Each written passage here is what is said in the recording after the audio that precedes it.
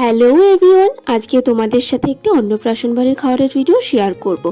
অন্নপ্রাশনটি ছিল আমার দাদার মেয়ে, মানে আমার ভাই। তো আমি প্রথমেই ঢুকেই দেখি ফুড স্টলে বেশ কিছু আইটেম ছিল, যেমন মকটেল বা cold drinks, coffee, veg pakora, ফুচকা তো খেলামই, তারপরেই খেলাম কফি ও ভেজ পকোড়া। এই ঠান্ডা ঠান্ডা ওয়েদারে কফির সাথে ভেজ পকোড়া হলে কিন্তু একেবারে জমে যায়। তারপরেই চলে এলাম খাওয়ার টেবিলে। তোমরা মেনু কার্ডটি দেখে নাও। তো প্রথমেই প্লেটে দিয়েছিল paneer finger with spicy tomato garlic sauce.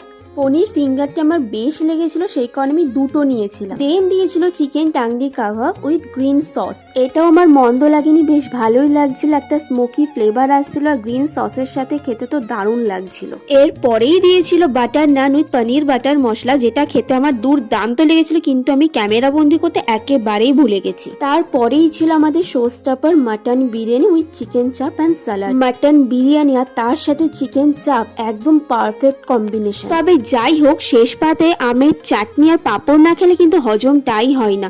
আর ডেজার্টসে ছিল পায়েস, রসগোল্লা, লট চমচম। আমি যেহেতু পায়েস আর রসগোল্লা খাই না, তাই নিয়েছিলাম না। আর সবার শেষে ছিল হজমোলা। তো আজকের ব্লগটা কেমন লাগলো অবশ্যই জানাবেন।